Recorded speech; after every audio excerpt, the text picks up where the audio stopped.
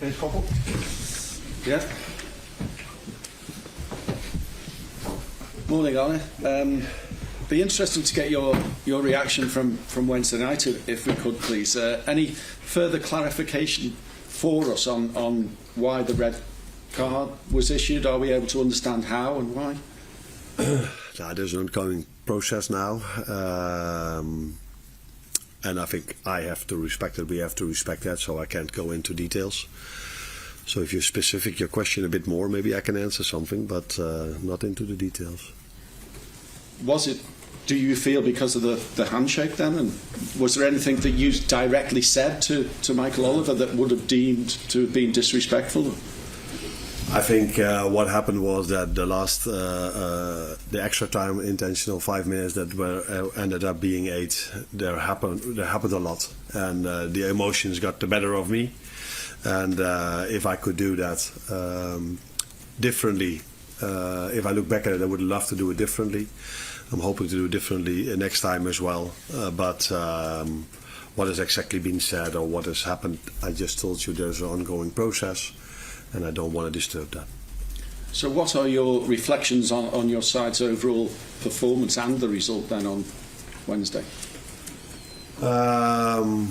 It felt immediately after the referee blew his whistle that we lost 2 points, but during the whole 98 minutes I didn't feel constantly that we were the ones that were going to win the game. It felt like an equal game, and a draw would have been maybe a fair result. But with us leading after 97 minutes, we were quite close to winning the game, so it felt as if we dropped 2 points. But I think we won a lot Wednesday as well, and what I mean with that is, if I look at the togetherness of the team together with the fans, how much they fought together to get the result over the line. We've been praised so many times this season about how well these players can play, but they showed a different side of themselves Wednesday. In my opinion, also much better than the year before. They were mentally so strong during a game that was played maybe in the most difficult circumstances for them as well. And to stay strong together, to fight so hard, to be mentally so strong, that gives me a lot of confidence for the upcoming 14 games. I already knew how well they can play, but the togetherness they showed during 98 minutes shows me that we are a very difficult team to beat. Well, given that there are going to be a lot of emotions and emotionally charged games in the title run-in now, are there learnings to take from Wednesday night? Like I just said, you mean from me or from the players? The players and the club as a whole, yeah. I think the players, I just said, so I can give the same answer again. They really stood up in a positive way for me. So mentally being so strong in those circumstances. If you don't play your best game, and part of our game plan was of course to prevent them from playing so many balls into our box, but it's difficult to prevent that if you concede 20 free kicks. So then you just have to act what is their strongest asset, maybe playing the balls in with all these centre backs and full backs coming up. And apart from the first goal that we conceded from a free kick, I think we defended that really well. So players showed that they are more than 11 quality individuals that can play together in ball possession so well. They also showed they have great mentality. Again, in what I've experienced to now, the most difficult circumstances we've played until now. Arne, looking at the big picture, 14 games to go in the Premier League season, does a performance and experience like you had on Wednesday night actually serve to benefit this group going forward, looking at the title run? Yeah, that's a bit a similar answer that I just gave. Of course, we would have loved to go 9 points up. That would have been probably better than 7, or not probably, that would have been better than 7. But we take a lot of positives from the game as well, not football-wise. So we didn't play our best game in terms of ball possession. But I have to give credits to David Moyes as well. Since he came in, he's done a tremendous job, and he made it a really hard game for us. But the players stood up, in my opinion, because I did watch the game back last season, I told you in the pre-match conference, press conference, we were mentally much stronger than last season. We went 1-0 down and came back by leading the game till the 97 minutes with 2-1. Looking ahead to this weekend then, what's the team news heading into Wolves, and what do you expect from Wolves now they've got a different manager and a potentially different style of play? Yeah, I said second half of the season is always more difficult than the first half for many reasons. Some teams bring new players in, some teams playing longer together, so they are playing better together. Some teams bring new managers in, like Everton, and this manager is at Everton is doing a great job. And the one from Wolves has made them better as well. Although I said back then that Kerry O'Neill has been very, very unlucky, because I think he deserved much more points than he got for several reasons. But the new manager that came in has done a very good job. Got some positive results in. So it's going to be a challenge again on Sunday, but that is normal. Last part of the season in the best league of the world, you can't expect to go out there and have an easy win. So it's always going to be a tough one. But players shown for the whole season that they are ready for tough games. And what's the team news going into this weekend? Any changes? No, we've shown Trent, of course, being able to play. It was the intention to play around half an hour. I think he played somewhere around half an hour. So he will be training with us again. Joe Gomez is out. And Tyler Morton is out. And I think those are the only two, am I right? Yeah, but we were off yesterday, so I don't know exactly the new... Oh, Cody is a bit of a doubt as well. So let's wait how he is today. But I had to take him off because of an injury. Because he got a knock. So let's see how he is today. Thank you. Mike? Arne, you've spoken already a couple of times about the mental strength and resilience that the players showed on Wednesday night. That's going to be an important quality between now and the end of the season. How do you actually go about instilling that in the players? Is it something you do on the training ground? Do you work with them in here?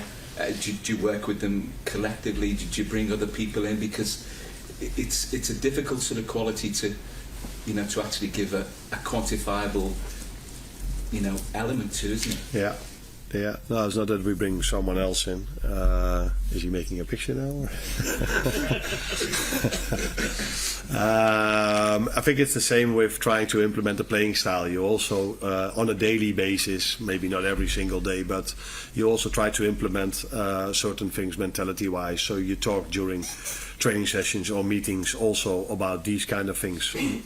And a part of mentality is, of course, also just work as hard as you can and in the most difficult circumstances. So if things go against you or the other team is better than you at a certain moment, how do you react? And so yeah, you talk on a daily basis about that. I think I've said already that I also 2 days before the game or 1 day before the game, I showed them some clips from last season. How the game was being played and how we acted on certain situations, how we reacted on certain situations. So it's an ongoing process, but it's also, if you want to play at a top club like this, you need to have more than only quality. If you only have quality, probably you don't end up at Liverpool, so you need to have mentality as well. So it's a combination of that these players have this inside of them, otherwise you don't play it for one of the biggest clubs in the world. And it's something you try to address on a daily basis to create the right mentality. And Wolves under Vitor Pereira, a significant improvement.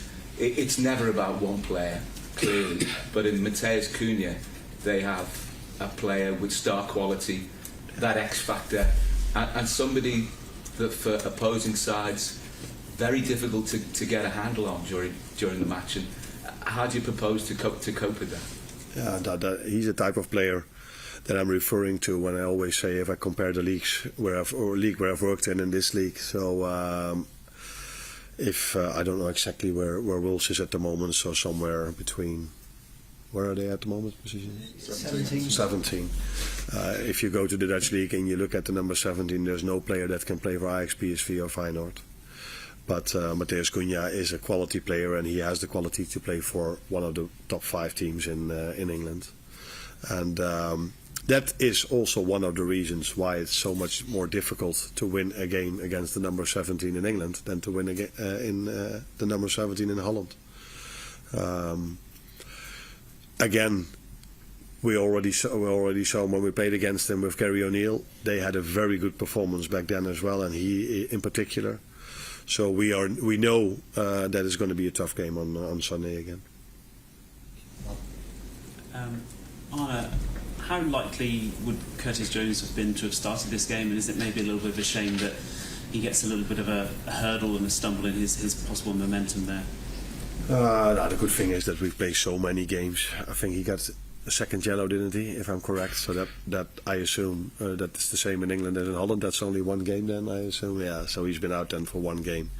And then next Wednesday is a game, and then Sunday again there is a game. So he comes back from an injury, so he missed already a few games. I was planning to start him against Plymouth. He wasn't completely recovered yet. I liked him a lot when he came in. Very good half hour. I think it was the best part of our game after we made the substitutions. That was the only part of the game where I felt a bit of comfort and a bit of maybe this feels like a bit of control. I didn't think we controlled the game or whatever, but maybe the most we controlled the game, and that's maybe because of that we went 2-1 up, and afterwards I felt we maybe we could have defended that lead, or we were good enough. We didn't conceded a lot afterwards anymore. I think before we scored the 2-1 and before we made the substitutions, the game could have gone either way. Any more for the breakouts? James? So were you more upset with the amount of added time than the push on Konate? I just said that many things in extra time happened that led to me being quite emotional, and there was a VAR incident for 2 minutes where he checked. I thought maybe the only thing that could happen is that he looks back at the foul, and then all of a sudden I was happy, like, oh, maybe it's offside. And of course, then if after 10 minutes you hear their fans cheering, so you're like, okay, it wasn't offside. So many things happened in the end phase of in extra time. But like I said, it wouldn't be smart to go into every single incident. And just on Curtis at the end, can you understand that he reacted the way he did? I like a lot that he stands up for the team, but I think there are also other ways for the team and for the fans. There are also other ways to do that. Maybe. So I will talk with him about that. But yeah, it's the same for me. I should have acted differently after the game as well. But it's an emotional sport, and sometimes individuals out of emotion make the wrong decision, and that's definitely what I did. Ayana, you mentioned about the improvement in midfield after the substitutions, and in the early going, the starting midfielders, I think I only managed to make 5 passes to the starting forward, so there was a real disconnect between the midfield and the forward line. You also mentioned the high foul count, which is quite strange for a team that had so much ball possession to have so many more fouls than their opponents. Do you think that played a part, the way that the game was being officiated, meant maybe some of the midfielders felt they couldn't make those kind of passes into their forwards? No, I didn't. I only said that a part of our game plan was to prevent them from playing a lot of long balls. But it's difficult to prevent the goalkeeper from playing a long ball, and it's difficult if they get a free kick because it's not allowed to stay 1 meter in front of the ball. So they are able then to play the ball long, and I liked the way we defended that. So I haven't said anything about the way it was officiated. Is that the word you used? But it was clear that our midfielders were and the whole team weren't able to bring our attackers in a lot of promising positions, because I think we scored 2 goals and maybe we created 2.5 chances.